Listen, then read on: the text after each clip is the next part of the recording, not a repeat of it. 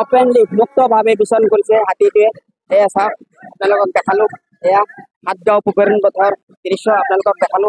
হাতগাঁও পুখুৰীণ পথত বৰ্তমানে আতংকময় সৃষ্টি কৰিছে হাতীটোৱে। এয়া চাওক, আমি আপোনালোকক দেখালো। এয়া তাৰ মাজতে হাতীয়ে বহুত ক্ষতি কৰিছে। দুটা ঘৰ ইতিমধ্যে ক্ষতি কৰা আমি দেখিলো। আমি নিৰ্বাচ অসম লাইভে একমাত্ৰ লাইভ কৰিছো। এয়া চাওক, আমাৰ লগত এটা দাদা আছে, সচেতন ৰাইজ আছে। এয়া দাদা কি কয়? এফালে হাতী, আনফালে পানী, আৰু মাজত আমি কিবা কৰো এতিয়া আমি কোনো উপায় বিচাৰি পোৱা নাই। গতিকে এতিয়া চিন্তিত ৰাইজ, কাৰণ এই আপোনালোকে নিজে দেখিছে যে এই যিখন দেৱাল, কেম্পৰ দেৱাল, এইখন ভাঙি আছে আৰু এইখনেৰে হাতীয়ে অহা যোৱা কৰি থাকে। আৰু আগতে এনেকুৱা ঘটনা সংঘটিত হৈছে, ইয়াৰে মানুহৰ ঘৰতো উপদ্ৰৱ চলাইছে হাতীয়ে। গতিকে আজি হৈছে আৰু দুটা সমস্যা, এটা পানী, আনটো হাতী। গতিকে চাওক, এতিয়া আমি চিন্তিত আৰু এই সমগ্ৰ অঞ্চলবাসী ৰাইজে এতিয়া দুৰ্বিহ যাতনা কটাব লগা হৈছে।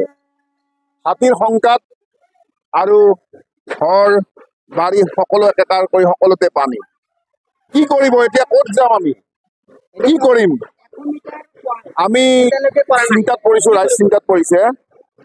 এতিয়া এইটো হাতী, আৰু এতিয়া আমি অনুৰোধ কৰিছো, আমি প্ৰশাসনক অনুৰোধ কৰিছো, প্ৰশাসনৰ পৰা পদক্ষেপ ল'ব লাগে। হাতীটো নিশ্চয় দেখিছে, গতিকে এইটো ফৰেষ্ট ডিপাৰ্টমেণ্টৰ দায়িত্ব আছে। এতিয়ালৈকে ডিপাৰ্টমেণ্টৰ মানুহ আহি পোৱা নাই।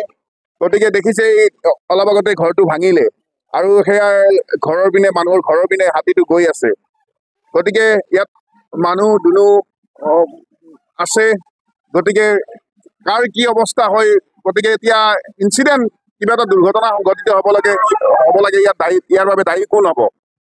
ঘৰ বাৰী ভাঙিছে, আমি দেখিছো। গতিকে মানুহক এটেক কৰিবলৈ বাকী আছে। গতিকে এই পানীৰ মাজত, গতিকে আমি প্ৰশাসনক অনুৰোধ কৰিছো, আমাৰ এই বিধায়ক ডাঙৰীয়া আহিব লাগে, আমাৰ কাউন্সিলৰ ডাঙৰীয়া আৰু খবৰ নাই এতিয়ালৈ, কাউন্সিলৰ ডাঙৰীয়া আহিব লাগে, আৰু ফৰেষ্ট ডিপাৰ্টমেণ্টৰ মানুহ আহিব লাগে। আৰু এই ৱালখনৰ কথা আমি বাৰে বাৰে কৈ আছো যে এই দেৱালখনৰ কথা যোৱা বছৰে ভাঙিছে, যোৱা বছৰৰ পৰা আজিলৈ দেৱালখন উন্মুক্ত হৈ আছে, কোনো ব্যৱস্থা গ্ৰহণ কৰা নাই।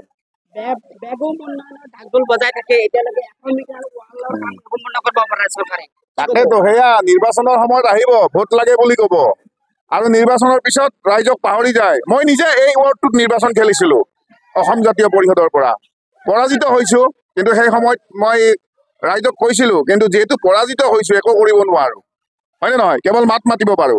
গতিকে যিগৰাকী কাউন্সিলৰ জয় হৈছে, তেখেত আহিব লাগে। আহি যোৱা বছৰ যেতিয়া দেৱালখন যেতিয়া ভাঙিছিল, ইয়াত কাউন্সিলৰ গৰাকী আহিছিল, আহি কিনে তেওঁ চাই গৈছে। কিন্তু তাৰ পিছত আমি কোনো ধৰণৰ তেওঁ খবৰ লোৱা নাই, বা তেনেকে থাকিল দেৱালখন। তাকেতো আমি ৰাইজে, আমি আমাৰ যিজন প্ৰতিনিধি, আমাৰ ৱাৰ্ডৰ প্ৰতিনিধি, আমি তেখেতক কমপ্লেইন দিছো। আমি তেওঁক কৈছো, তেখেতে কৈছে যে ব্যৱস্থা গ্ৰহণ কৰা হ'ব। 1 বছৰ হ'ল, আজিলৈ কোনো ব্যৱস্থা গ্ৰহণ কৰা নাই। আমাৰ ৰাইজৰ ভুল আচলতে, আমাৰ ৰাইজৰ ভুল। ৰাইজ সচেতন হ'ব লাগে এই ক্ষেত্ৰত। গতিকে ৰাইজে সচেতন হৈছে, নোহোৱা নহয়। আমাৰ এই অঞ্চলৰ ৰাইজে কাউন্সিলৰ মহোদয়ক অনুৰোধ কৰিছে যে দেৱালখন ব্যৱস্থা কৰক, সুব্যৱস্থা কৰক। তেখেতে কৰিম বুলি কৈছে, বিধায়কক অনুৰোধ কৰিম বুলি কৈছে, বা যিখিনি ব্যৱস্থা গ্ৰহণ কৰিব লাগে কৰিম বুলি কৈছে, কিন্তু এতিয়ালৈ কৰা নাই। গতিকে আকৌ নিৰ্বাচন আহিব, তেওঁলোক আহিব, ভোটৰ কাৰণে আহিব, কিন্তু ৰাইজৰ সমস্যা সমাধানৰ কাৰণে তেওঁলোক নাহে, যিটো দেখা গৈছে। গতিকে মই ভাবো যে আপোনালোকৰ চেনেলৰ জৰিয়তে আপোনালোকে যি দেখাইছে, আপোনালোকক ধন্যবাদ জ্ঞাপন কৰিছো। যাতে আজি যিটো অসুবিধা হৈছে, আমাৰ যিটো অসুবিধা হৈছে, যি অসুবিধা হৈ আছে, এফালে হাতী, এফালে পানী, আৰু সংকটত ৰাইজ।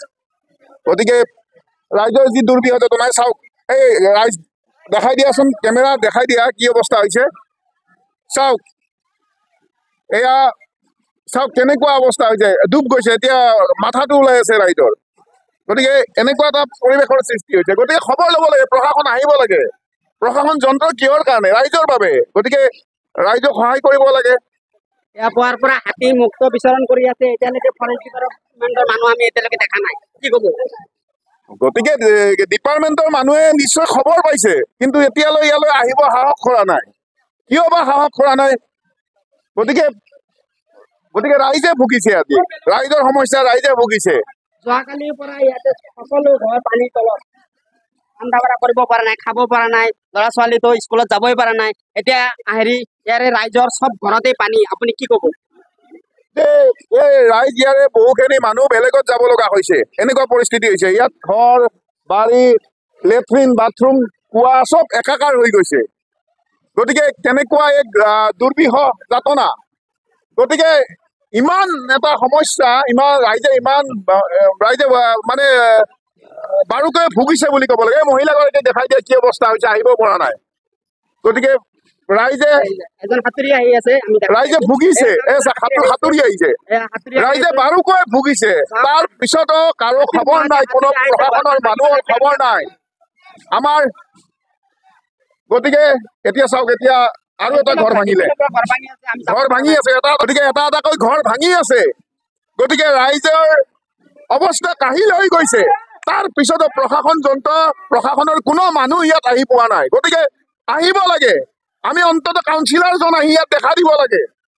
ইয়াত যিসকল বৰমূৰীয়া যিসকলে দায়িত্বত আছে সেইসকলে আহিব লাগে। গতিকে অকল ৰাজনীতি নহয়, মানুহৰ জীৱনৰ কথা চিন্তা কৰিব লাগে। কি খাইছে, কি খোৱা নাই, কি সমস্যাত পৰিছে, সেইখিনি মানুহে জানিব লাগে। গতিকে সচেতন ৰাইজ ইয়াত আহিছে। হয়, আপোনালোক ধন্যবাদ জনাইছো। ধন্যবাদ।